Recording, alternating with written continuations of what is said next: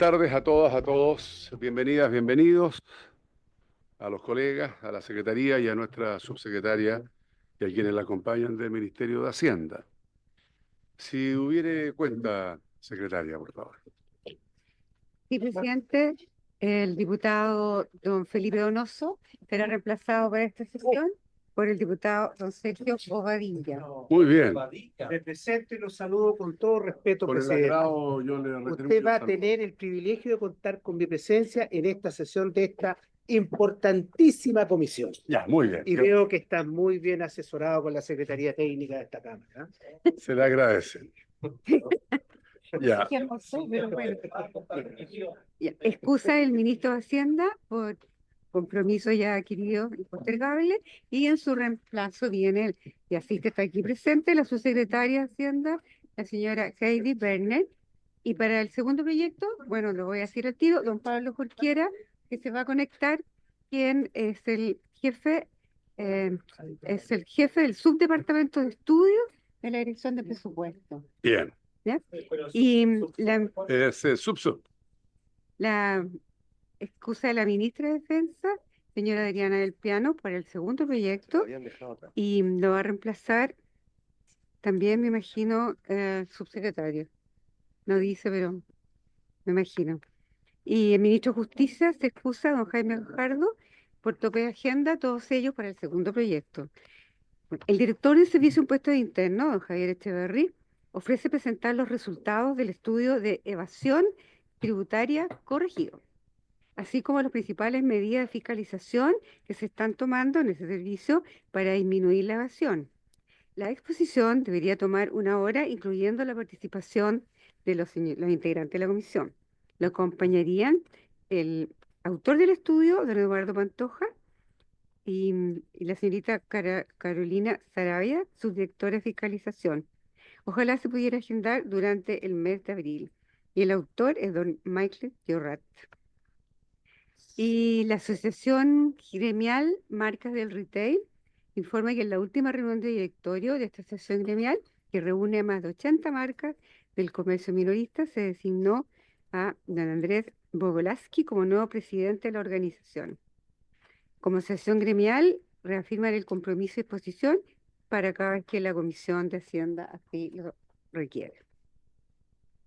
Muy bien, muchas gracias, estimada secretaria. Estimados colegas, sobre la cuenta, diputado Romero.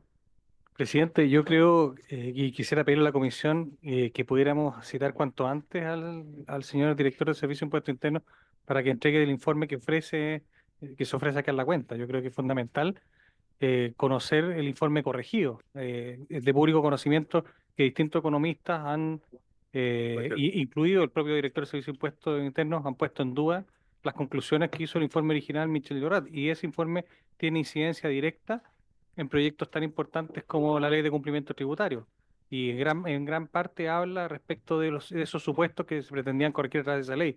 Entonces sería importante, yo creo que incluso los medios que nos están escuchando especializados en los temas económicos están esperando la respuesta. Yo he pedido en por lo menos 2 o 3 oficios al Ministerio de Hacienda y al Servicio de Impuestos Internos que conteste, y no han contestado nada. Así que yo le pediría, presidente de la comisión, lo antes posible poder escuchar estas conclusiones. Sí, es que yo comparto absolutamente su juicio y la verdad es que vamos a ver con la Secretaría a la brevedad dentro de las primeras semanas.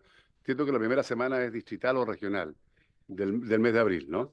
Claro, a la siguiente entonces debiéramos efectivamente un día lunes, secretaria, vea el calendario para que al lunes siguiente de la distrital pueda efectivamente asistir acá el director del Servicio de Impuestos Internos con quienes él ha señalado. Y hay un punto que hay que agregar, que también tiene, lo queramos o no, incidencia en lo económico. El expansivo crecimiento de los malls chinos, los efectos que esto provoca en la economía, en el comercio, la inversión extranjera, el tráfico probablemente de artículos.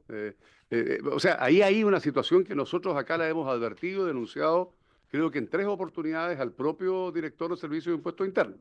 Tuvo que ocurrir lo que todos conocemos que ocurrió, como para que ahora exista, ¿no es cierto?, un interés particular y aparezca el comercio también con la legítima preocupación. Esto tiene efectos tremendos en las economías a menor escala en las regiones, en las comunas, inciden efectivamente en la economía, así que vamos a agregarle también ese aspecto para que pueda el director de Servicios de Impuestos Internos venir a exponer al lunes siguiente de lo que va a ser la semana distrital, en el caso de los diputados. ¿Habría acuerdo? ¿Está, sí, acordado? Perfecto.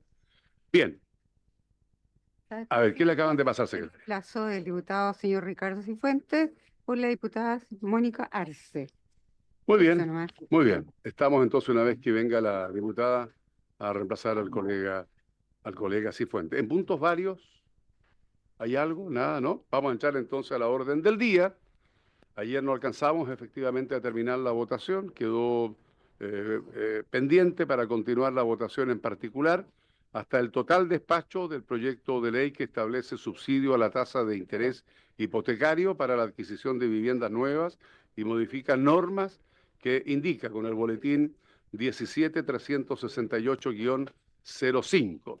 Está nuestra subsecretaria de Hacienda que ha liderado la discusión de este proyecto. No sé si quieres antes hacer uso de la palabra, que entremos a la votación que está pendiente. ¿Sí? O dentro de la misma votación, ¿le parece? Ya, perfecto, perfecto. Entonces, secretaria. Lo último que faltaba dar cuenta, también una indicación que acaba de llegar respecto de este artículo, que se agrega un artículo 5º transitorio y en su Que esta momento información, ¿no? segundo. Sí, en su Bueno, momento sí. en su momento le vamos a dar lectura y vamos a... Ya. ¿No la tienen los colegas a mano esa? No, porque acaba recién de ingresar. Sí, no, pero Ya, pero bueno, ahí daremos la muy lectura y haremos ahí el razonamiento. Entonces, ordénenos, secretaria, cómo vamos a partir ya. para retomar la votación, qué es lo que está faltando. Entiendo además, colegas, me viene siempre a desordenar usted la clase. Colega, mire, entiendo a solicitud de ustedes ayer pidieron efectivamente el resumen a la Secretaría de lo que estaba pendiente. Ayer al final se produjo un desajuste en las votaciones, en las discusiones, se les hizo llegar efectivamente ese resumen. Por lo tanto, está a disposición de todos ustedes para hacer este trámite un poquito más fluido. Entonces, secretaria, por favor, usted nos dirá y nos instruirá cómo partimos. Bueno, ustedes tienen entonces las indicaciones que faltan, que no son muchas, que eran las indicaciones de los diputados y del Ejecutivo que se presentaron ayer. Ya. Van a pasar, por favor, a la página 7 del comparado. No se fue, salió. Ya, que había quedado pendiente al artículo 2º, que es lo que estamos ahora viendo, y en su número, lo vamos a ver al tiro, unas indicaciones de los diputados señores Barrera, Sáez, Yomán y la Cita Roja. Sí.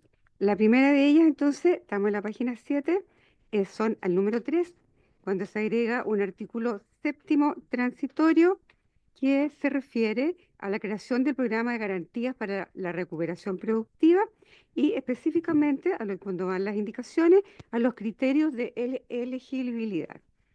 Entonces, la letra I de este número 3 señala, dentro de los requisitos, que sus ventas netas anuales superen las 25.000 unidades de fomento.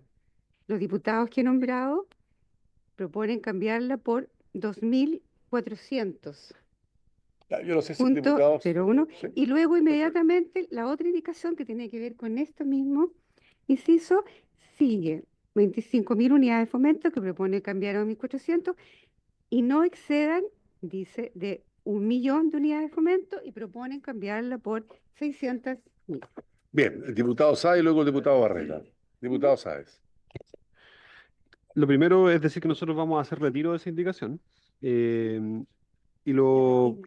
fundamentado en la discusión que tuvimos durante la sesión del día de ayer, en donde básicamente el punto de esto es asegurar de que los recursos no queden concentrados exclusivamente en grandes empresas que en definitiva tienen la espalda financiera como para poder llevar adelante sus inversiones y que estos recursos puedan distribuirse hacia otras capas de sectores empresariales de menor cuantía. En la medida que exista una garantía del Ejecutivo, y me gustaría poder escuchar a la subsecretaria en ese sentido, nosotros podríamos hacer retiro de la indicación. Diputado Barrera. Sí, bueno, yo quiero dejar la primera indicación del literal I donde cambia el límite inferior de 25.000 a 2.400 porque Esto, aquí estamos hablando de un programa que se crea de garantías de recuperación productiva. Eso, ese programa de recuperación productiva. Y Me queda solo la duda, porque el diputado Sáez retira otra, la 100.000 ambas, por ¿no? 600, ¿no? Ah, ya. Es- Es que vienen juntas, por no, eso no le... son separadas. Al mismo literal. Ya, Entonces, la ya. que dice Jaime es la que cambia el 1.000.000 de unidades de fomento, que es el tope superior. Ya, perfecto. La letra Ya, ahí, y la que estoy perfecto. yo hablando es del límite inferior, que dice que Ya. parte de las 25.000 UF que está considerando a las medianas empresas hacia arriba. O sea, hasta 1.000.000 de unidades de fomento, esos son mega empresas, porque son más que las grandes. Entonces, considerando de que aquí ya vemos muchos parlamentarios que nos consideramos pro pyme, aquí no están consideradas las pymes, porque las pymes parten desde las 2.400 UF. Por lo tanto, si partimos desde las 25.000, la estamos dejando fuera. Ya. Entonces, si hablamos de recuperación productiva, considerando que las pymes son las que generan más empleo en Chile, entonces creo que es importante considerarla disminuyendo ese límite de entrada en vez de Yo, 25.000 a 2.400 yo soy UF. colega, tengo que decir que la Secretaría la declara inadmisible. Y yo,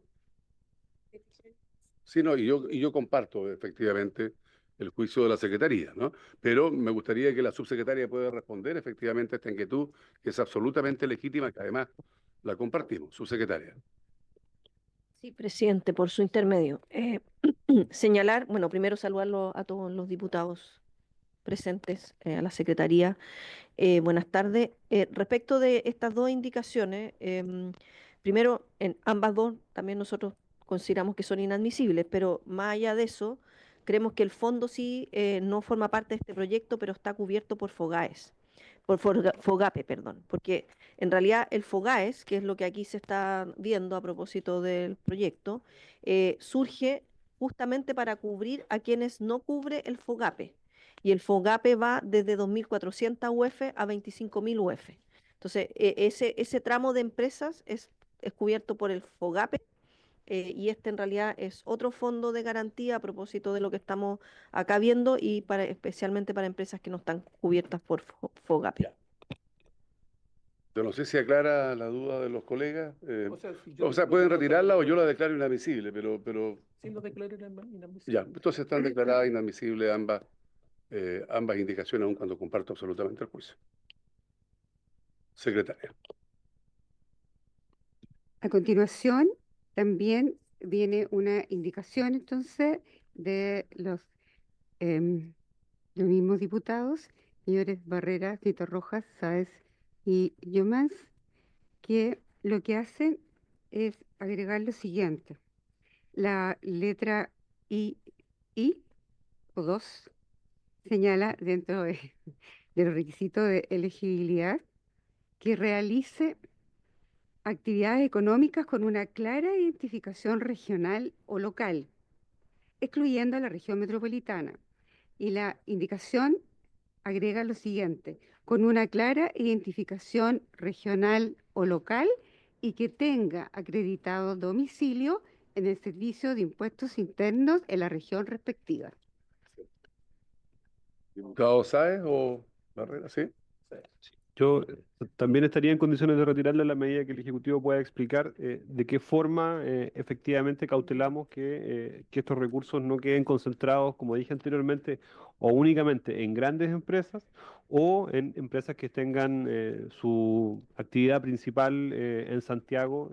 Nosotros entendemos que esto no está ceñido únicamente al Biobío, sino que el espíritu es partir por el Biobío, pero que se vaya extendiendo al resto del país. Si eso efectivamente es así, no habría problema en retirar. El diputado Romero había solicitado la palabra.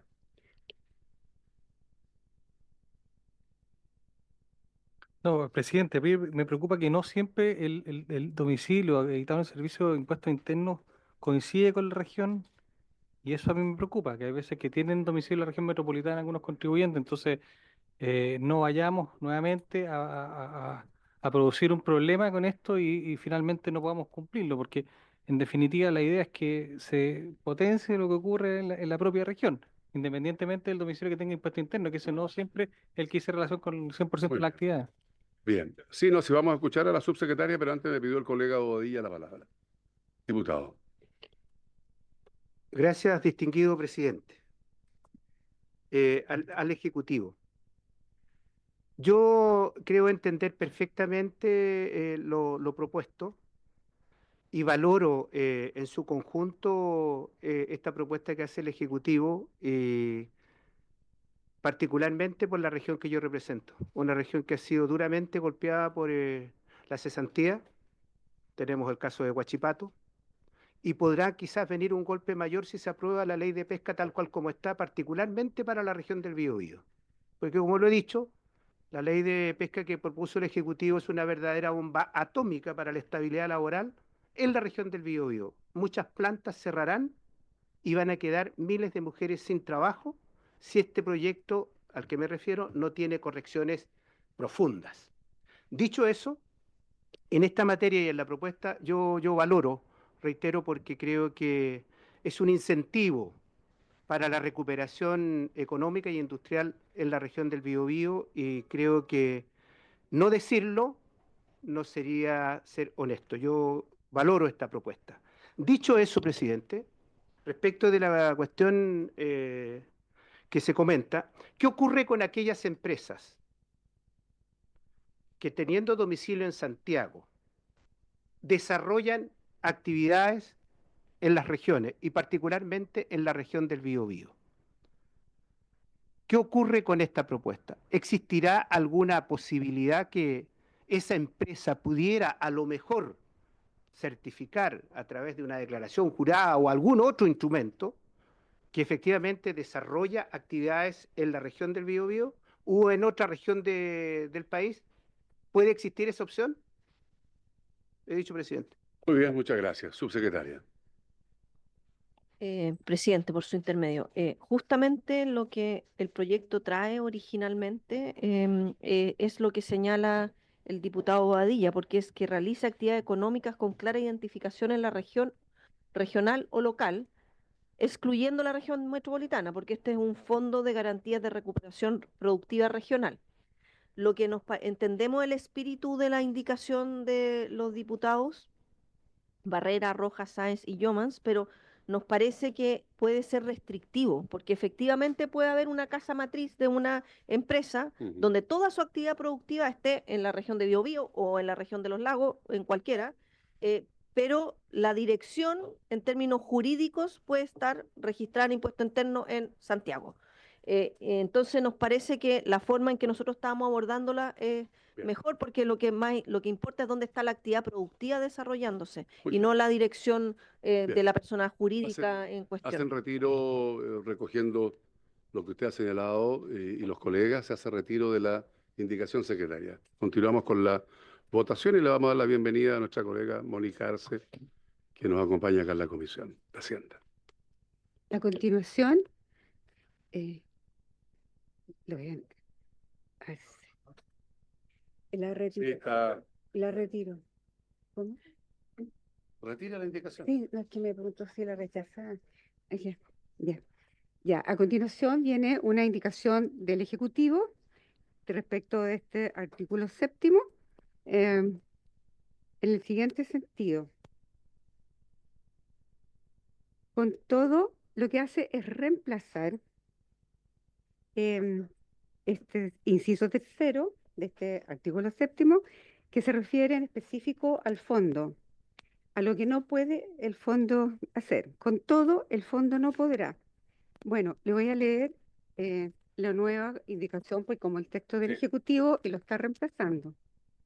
Dice, con todo, el fondo no podrá garantizar más del 80% del saldo deudor, ni garantizar financiamientos que excedan el total de 250.000 unidades de fomento, de conformidad con lo estipulado en el reglamento respectivo, y la garantía del fondo no podrá tener un plazo superior a 12 años, sin perjuicio del plazo de financiamiento por el cual se otorgue. Subsecretaria.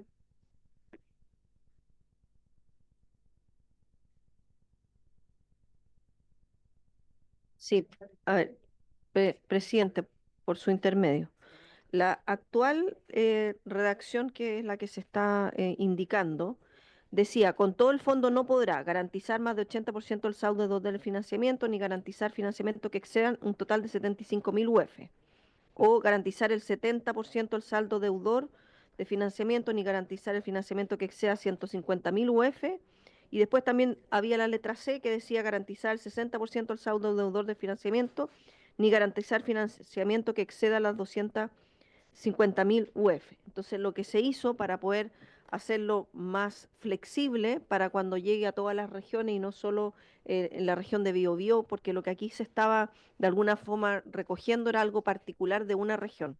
Pero para hacerlo más flexible y más genérico, es que se reemplaza las letras A, B y C por la indicación que dice, con todo el fondo no podrá garantizar más del 80% del saldo deudor, ni garantizar financiamiento que exceda el total de las 250.000 unidades de fomento, de conformidad con lo estipulado en el reglamento respectivo, y la garantía del fondo no podrá tener un plazo superior a 12 años, sin perjuicio del plazo de financiamiento por el cual se otorgue. Eso es lo que pasa. Esa es la indicación. Bien. ¿Habría acuerdo, estimados colegas? ¿Sí? Presidente, ¿Perdón? puede ser que- Diputado Barrera, dígame. Estamos con la indicación del Ejecutivo. Sí, pero vamos a votar todo el artículo, pues, ¿no? ¿Eso? Sí. Porque, claro, yo quiero hacer el punto de lo que acaba de decir la subsecretaria a través de su intermedio, presidente, porque el FOGAPE, claro, ahí pueden acceder las pequeñas empresas, pero eso no se traduce en que realmente puedan acceder a los créditos. Han expuesto, no recuerdo si aquí o en la Comisión de Economía, que les cuesta, porque le hacen contratar seguro, porque le colocan trabas y finalmente ahí también prefieren los bancos darle crédito a las grandes empresas, porque no está solamente radicado en las pequeñas, sino que también acceden hasta las 100.000 UF, o sea, y estamos hablando de 1.400, entonces creo de que las estamos dejando afuera, se están perjudicando porque el FOGAPE finalmente no resulta como nosotros quisiéramos que resultara, entonces creo de que es importante que el Ejecutivo lo analice, que harto de trámite todavía, porque esta es una posibilidad más para que las pequeñas empresas puedan acceder a esto que se llama recuperación productiva y que está radicado principalmente en las regiones, o sea, ni siquiera en la región metropolitana, que es donde yo vivo, o sea, creo que es importante para los colegas que podamos insistir en este punto. Eso, presidente, voto a favor. O sea, sí que va a No, pedir no, la sí, votación. vamos a votarlo, está bien. Sí, y son las empresas que más necesitan efectivamente el soporte y el apoyo económico. En fin, estamos en votación, secretaria. Entonces, voy a tomar la votación de la indicación del Ejecutivo. Así es. Señor Barrera, señor Bobadilla, Presidente, reiterar la valoración que hago de esta propuesta, porque sin duda que son estas propuestas, valga la redundancia, las que van en directo beneficio de aquellas regiones que están pasando por un mal momento, particularmente desde el punto de vista del empleo. Y en ese caso, la región del Biobío creo que va a acoger muy, pero muy favorablemente esta indicación. Así que voto a favor. eh, s- señorita Arce, señor Millao, señor Naranjo, señorita Rojas, señor Romero, Presidente, yo lo relacionado con el FOGAS me voy a abstener en general en todas las normas, porque no me parece, sin desmerecer los problemas que tiene Biobío, que efectivamente los tiene, a mí me parece injusto que se haya preferido a una región respecto de otra, y también se deje fuera la región que tiene más stock de vivienda, que es la metropolitana también. Entonces también tenemos problemas. A mí no me gustan estas discriminaciones, presidente, me voy a abstener. en contra, diputado. No, se abstiene. Tienen. Señor Sáez, Yo lo voy a aprobar y dejar constancia que esta parte específicamente tiene que ver con la reactivación productiva y que inicia por la región del Biobío, pero que se extiende al país completo. no Sepúlveda tampoco. Señor von Mühlenbrock, A favor. señorita Llomas,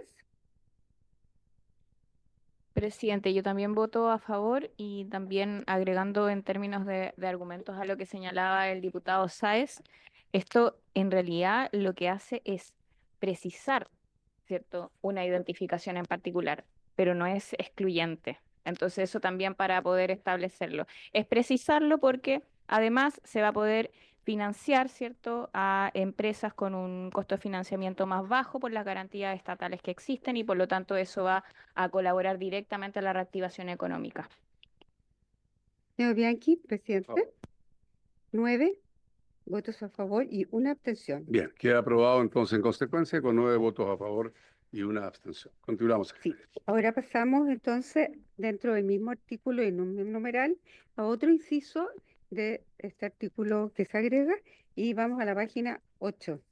La indicación corresponde a los diputados Barrera, Cito Rojas, Sáez y Yamán al artículo 5º.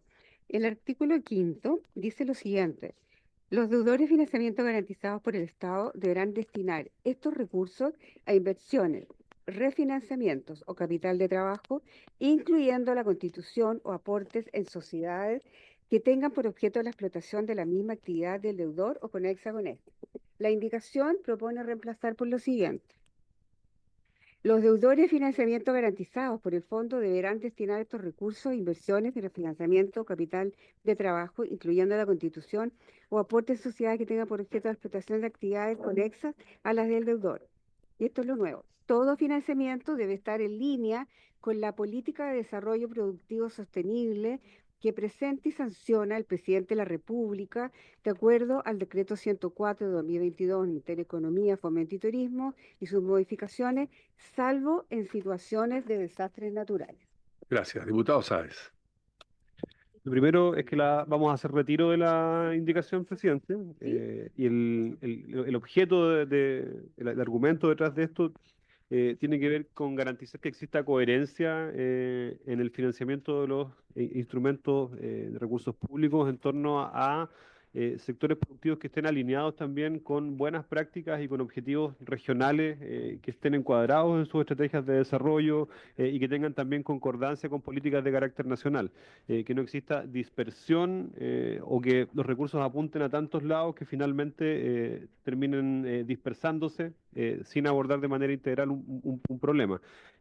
Vamos a hacer retiro, confiamos en que efectivamente estos objetivos se puedan cumplir con la redacción tal cual está. Muy bien, muchas gracias, diputado Sáez. Entonces se retira la indicación. Secretaria. Entonces, a continuación, dentro del mismo artículo, pasamos a la página 9 y hay una indicación del Ejecutivo que reemplaza el 11º de los incisos. Me da la impresión de que es el 10, porque el 10 dice: solo se podrán otorgar financiamiento con las condiciones señaladas en el presente artículo hasta el 31 de diciembre de 2025. Y está reemplazando por lo siguiente: solo se podrán otorgar financiamiento con las condiciones señaladas en el presente artículo hasta el 31 de diciembre del año 2028, siempre que haya uno o más decretos vigentes de conformidad con el inciso anterior.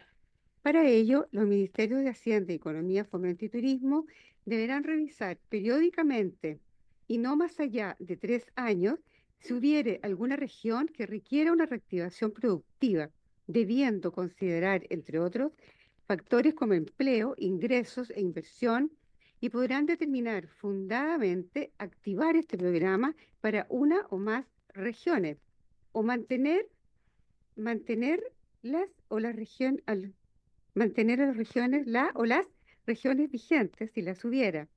Para estos efectos se podrá también considerar efectos en la economía regional de desastres naturales. Subsecretaria.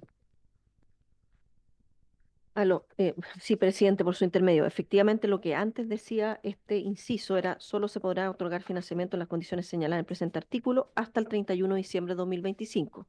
Por tanto, lo que estamos haciendo es ampliarlo y permitir que entren otras regiones. Si lo dejamos solo vigente por un año, evidentemente eso no se podría haber hecho. Gracias. ¿Habría acuerdo para esta indicación? Sí, acordado. Continuamos, secretaria. Ya. Ahora pasamos a las disposiciones transitorias. Entonces, el artículo 3º no tiene ninguna indicación. preferiría que si podemos votar el artículo 2 completo primero, ¿Sí? presidente. ¿Habría con la acuerdo para indicación aquello, para no aprobada. tener indicación? ¿Con la abstención suya? Sí. ¿Habría acuerdo con la abstención del... ya, muy bien. Del diputado entonces Romero que se abstiene. Acordado. Y con las indicaciones aprobadas. Así es. Ya, ahora el artículo 3º, que no tiene indicaciones, no sé si hay una ¿Con la misma votación le parece? la misma o Muy bien. unánime. Unánime. Unánime. Ah, perfecto. Entonces, ya, acordado de manera unánime. Entonces, 10 votos unánimes, el número 3. Así es. Ya, ahora vamos entonces sí a las transitorias. Pasen por favor a la página 13 y en la página 13. ¿Sí? En la página 13 entonces están las transitorias. El artículo no tienen indicaciones el 1, 2 y 4. Los que no Si tienen quieren, indicaciones, necesitan que los lea, presidente, los que no tienen indicaciones, ¿habría acuerdo para con la abstención suya? ¿El resto sí? Sí, correcto, solo el tercero, con la abstención, a favor con la abstención del diputado Romero en el tercero, ¿sí? No, de acuerdo, en el tercero. Acordado entonces. Espere, presidente, un ratito.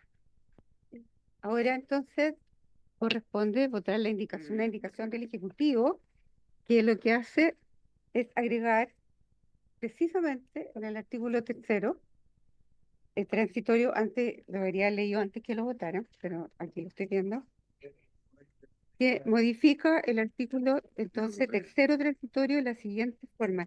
Le agrega un inciso nuevo. El primero dice, las modificaciones introducidas por el numeral 3 del artículo 2 de esta ley comenzará a regir al momento de la publicación del decreto del Programa de Garantías para la Recuperación Productiva Regional, el que deberá ser dictado dentro de los 6 meses siguientes a la publicación de la presente ley. Y le agrega, para estos efectos se considerará la información del Servicio de Impuestos Internos ya entregada al administrador del Fondo de Garantías Especiales hasta que se encuentre disponible aquella correspondiente al periodo 2024. Ya, pero es uno solo, tal lo que pidan votación separada por inciso. Se Está bien, abstiene. se abstiene. Perfecto. Entonces, acordado con la abstención del diputado Romero. ¿Habría acuerdo? Bien, acordado. Entonces, secretaria, Entonces, estamos. yo no sé, hay que votar queda una. Queda una. Sí, que acaba de ingresar, perdón. Mira, está la guía. Esta indicación acaba de ingresar.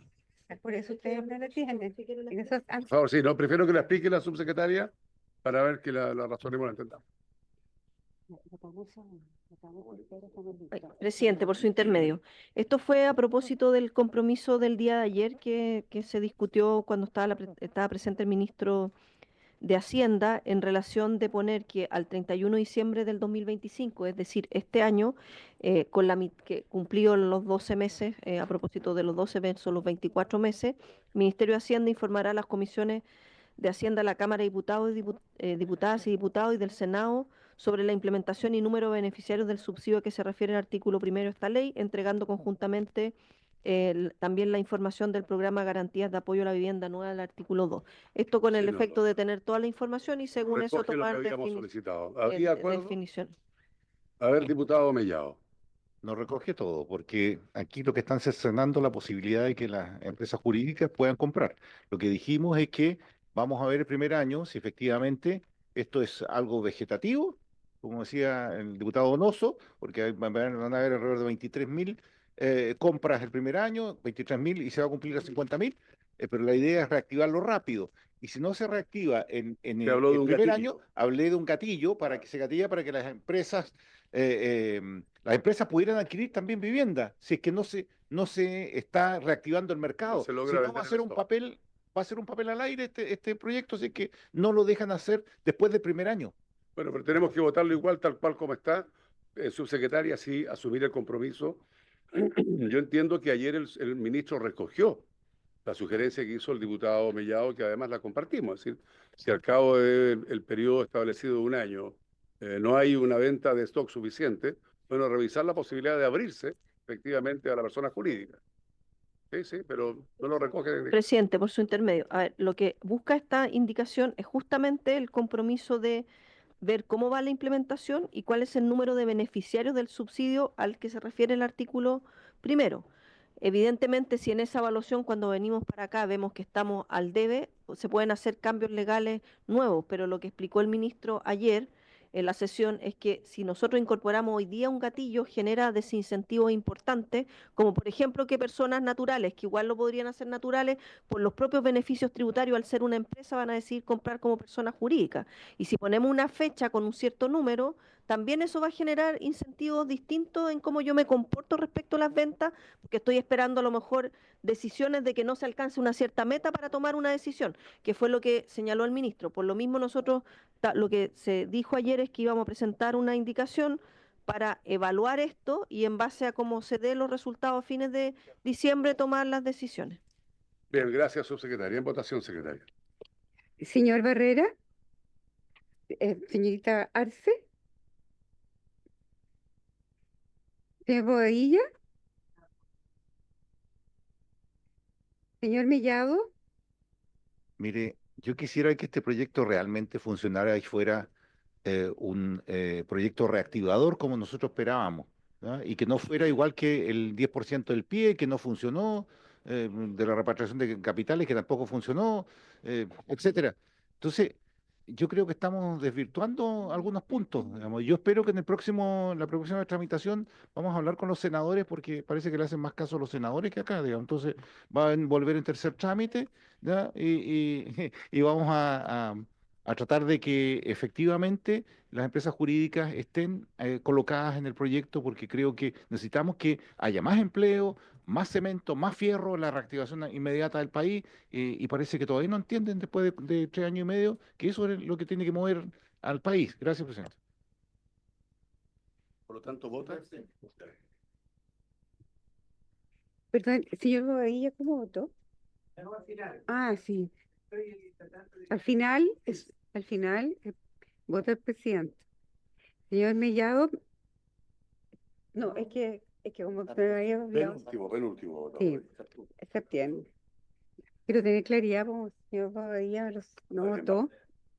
Ya. Señor Naranjo, Presidente, yo voto a favor y agradezco al gobierno que haya acogido muchos de los planteamientos que nosotros hemos. Agradezco que siempre el gobierno aquí en la Cámara de Diputados acoge mucho de nuestros planteamientos. He dicho, señor presidente.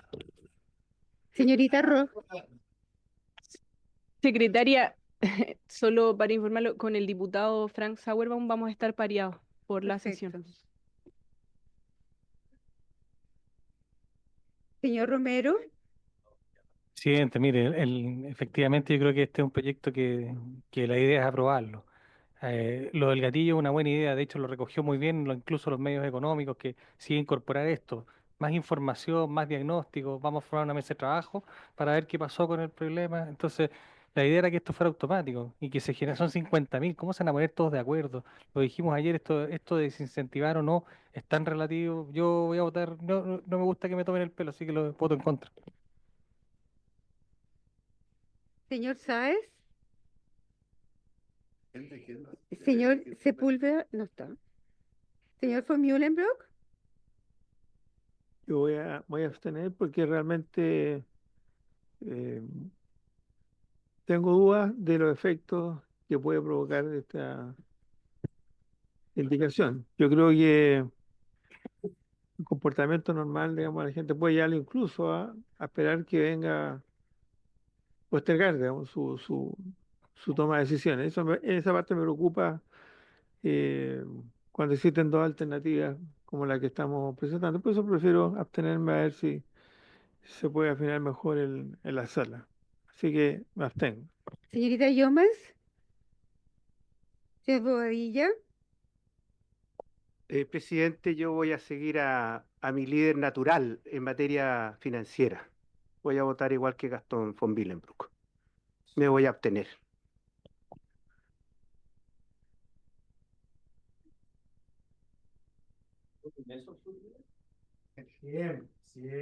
señor Bianchi, Sí, yo quisiera hacer el punto en lo siguiente, es un acto de realismo.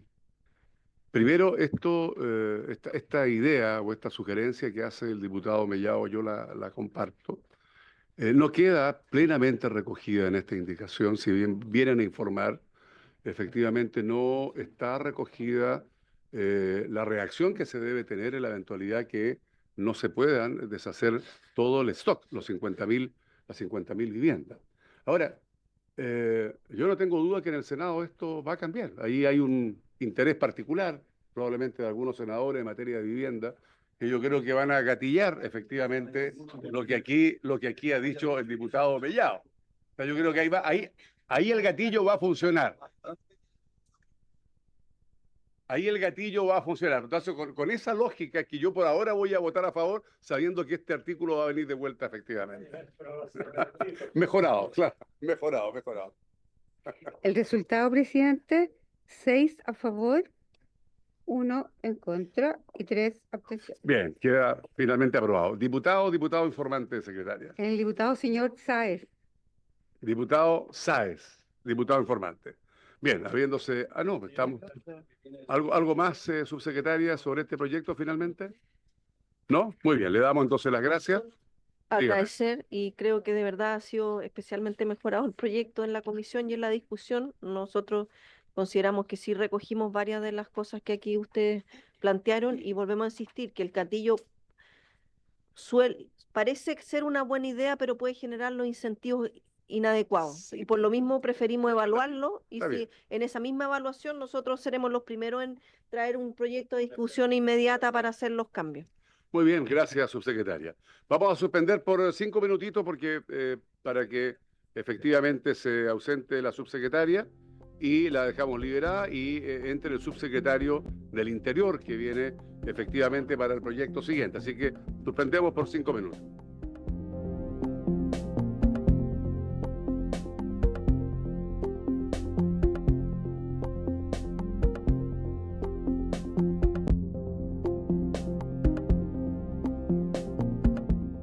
Vamos a retomar la sesión que hemos tenido con el orden del día que ya comenzó y terminó con la votación anterior.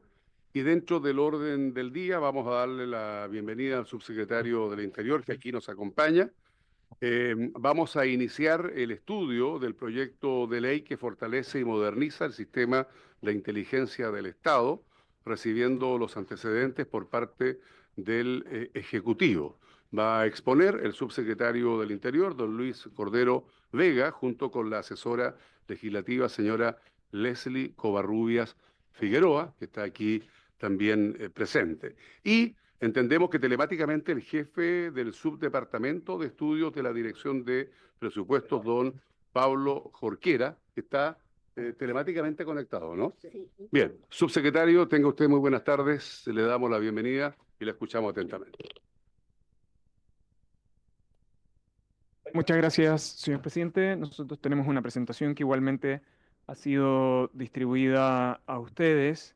Y previo a la explicación sobre el contenido del proyecto de ley y los aspectos que están vinculados a vuestra comisión, me gustaría hacer referencia a 3 aspectos que son clave que vuestras señorías tengan presentes para adentrarnos en el conocimiento de este proyecto. El primero es que este es un proyecto que inició el año 2018, la administración del presidente Piñera, que el Ejecutivo decidió mantener en su administración con indicaciones adicionales. Lo segundo es que este proyecto estuvo durante 5 años en la Comisión de Defensa. Sin embargo, tanto en la presidencia, durante este periodo legislativo, tanto del diputado Undurraga como de la diputada Flores, existió consenso entre el Ejecutivo y los miembros de la Comisión de la vital importancia que tiene este proyecto para el país. Y el tercer aspecto que me parece que es relevante, vuestra señoría, que usted tenga en conocimiento, tal como consta del informe de la Comisión de Defensa,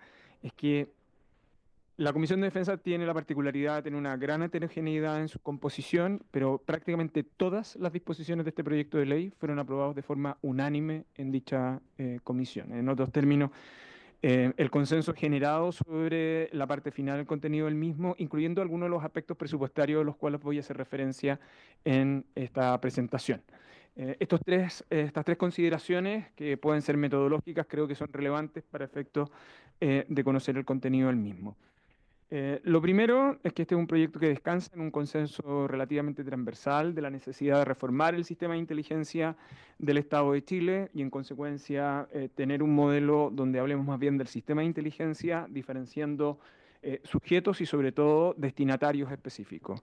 Y profundizando concreta y específicamente en la inteligencia civil del Estado y al presidente de la República y determinados ministros como destinatarios de la información de inteligencia. Además de eso, permite la gestión de un conjunto de instrumentos de planificación para efectos de la inteligencia del Estado, un consejo interministerial y mecanismos específicos de clasificación de información, de procedimientos judiciales de autorización de obtención de información y un nuevo mecanismo de catálogo de obligaciones y delitos especialmente destinados a las personas que reciben información clasificada por parte del sistema de inteligencia.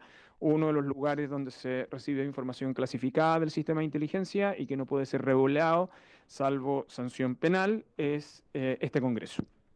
Además de eso, que esto ha sido parte del objeto de discusión, se crea la Secretaría Ejecutiva del Sistema de Inteligencia como una unidad de integración y coordinación, que, como ustedes ven, sus ejes centrales tienen que ver con proveer de información de inteligencia, a gestionar el plan de inteligencia y, sobre todo, asociar lo que se denomina el denominado centro de fusión. El centro de fusión, que es una de las claves del funcionamiento del nuevo sistema de inteligencia del Estado, lo que hace en rigor es poder sistematizar y ordenar aquella información que proviene de organismos de inteligencia del Estado y que luego son ordenados de modo tal de poder tener una información consolidada, prescindiendo entonces y de la identificación del origen por la sensibilidad de la información que ésta provee, ¿no? La figura de la Secretaría Ejecutiva tiene un secretario ejecutivo respecto del cual existe una cuantificación desde el punto de vista de su diseño, cuanto de su personal. Quiero hacer presente, de vuelta, señorías, que en relación a la Secretaría Ejecutiva, si bien la Comisión de Defensa avanzó sustancialmente en el camino, ha existido una reflexión que yo creo que es bien legítima sobre esta figura y que probablemente va a ser uno de los puntos de discusión que tendrá la Comisión Mixta. El Senado tiene una aproximación distinta sobre este aspecto, pero en el contexto del modelo pensado y discutido en la Comisión de Defensa, implica en consecuencia un modelo de estas características con este mecanismo de costeo. Por el otro lado, ¿no? Se fortalece y se reestructura en algún sentido la Agencia Nacional de Inteligencia Civil del Estado, ¿no?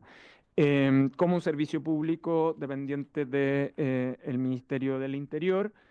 La decisión del Congreso hasta ahora ha sido que la inteligencia civil del Estado dependa del Ministerio del Interior. Luego voy a hacer una referencia a cómo queda estructurado el sistema en su totalidad.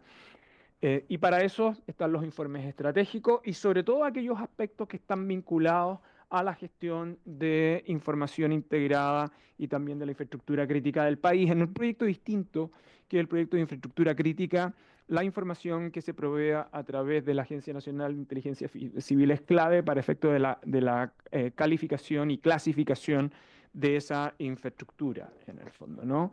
Y además de eso, y esta es una de las particularidades de una de las reformas significativas del proyecto, entrega capacidades operativas a la Agencia Nacional de Inteligencia, sea a través de mecanismos de obtención, de ejecución directa de obtención de información, sea a través de la operación de agentes encubiertos. Como a continuación explicaré, el sistema de inteligencia del Estado supone la gestión de un conjunto de acciones, de políticas y de medios de intervención por parte del Estado, que está distribuido no solo en organismos que tienen competencia legal expresa en materia de inteligencia, sino que hay otros organismos administrativos que igualmente realizan gestión de inteligencia y que es útil para efectos del Estado.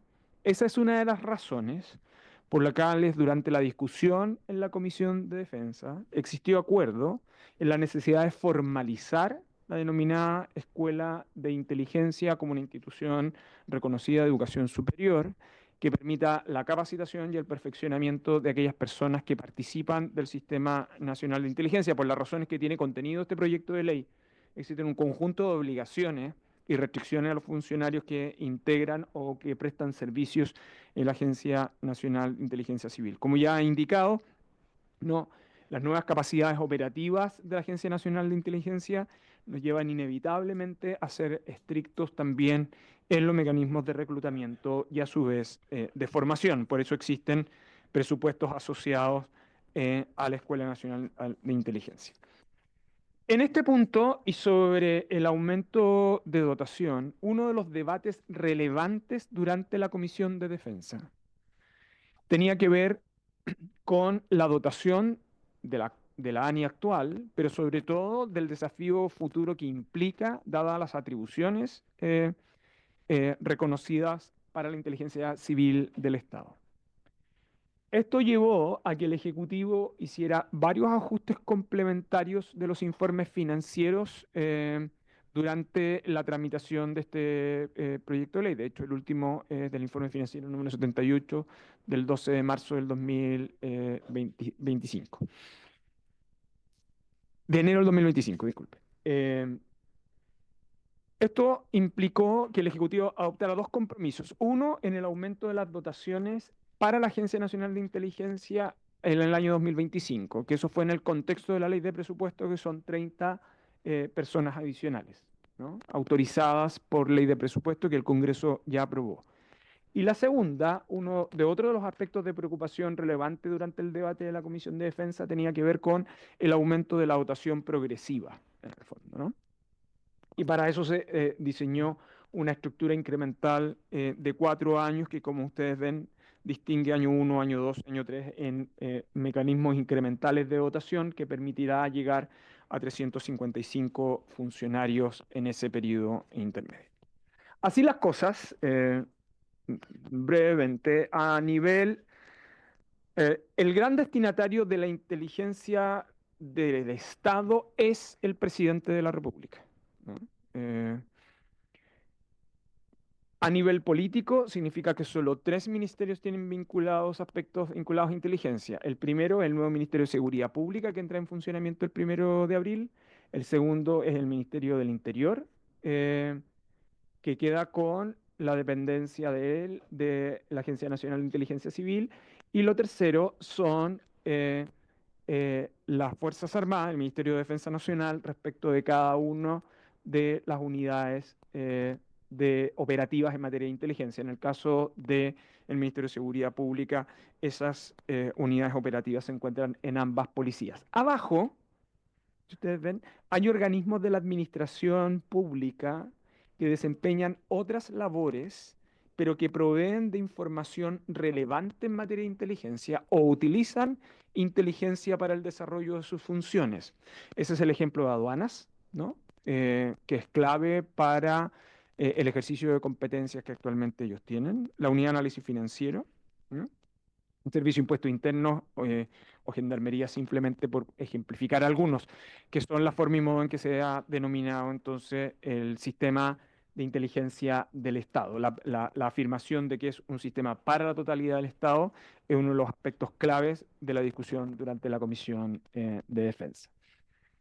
Así las cosas, algunas de las adecuaciones finales que se hicieron a la ley de la ANI como Agencia Nacional de Inteligencia Civil está asociado a la Escuela Nacional de Inteligencia, el mecanismo de reconocimiento como institución de educación superior, como también los tienen las escuelas de formación en el caso de las Fuerzas Armadas y de Orden y Seguridad Pública, con la regla estándar que en la actualidad existe para dichas instituciones, con una prevención, sin embargo, como se planteó en el Ministerio de Defensa, que es evitar cualquier interpretación de que el Ministerio de Educación pueda tener incidencia en los planes de estudio de la escuela por razones bastante obvias, en el fondo. Y además de eso, se establecieron reglas especiales en materia de personal, tanto para la Agencia Nacional de Inteligencia Civil del Estado, cuanto para la Secretaría Ejecutiva. Y vuestra señoría se podrá comprender fácilmente. Uno es por el tipo de información de las cuales ellos reciben. Dos, por las obligaciones de secreto que mantienen aun cuando hubiesen determinado desempeñar sus funciones. Y tercero, porque en aquellas situaciones donde podrían haber o pudieran tener discrepancias, no ocupar los mecanismos de tutela laboral a los cuales se les reconoce, igualmente como un mecanismo de revelación de información de inteligencia. Por eso se buscó un equilibrio en que dichas personas, pudiendo acceder al ejercicio de sus derechos estatutarios, esos procedimientos no sean utilizados como mecanismo para revelar información de inteligencia y por lo tanto resguardar ambos objetivos. Lo demás, vuestras señorías, está asociado clásicamente a los decretos con fuerza de ley de plantas que implica el funcionamiento del mismo. Eso es en resumen, señor presidente, por su intermedio Gracias, a los diputados y subsecretario. diputadas presentes. Colegas, ¿alguna consulta al subsecretario, diputado Mellado?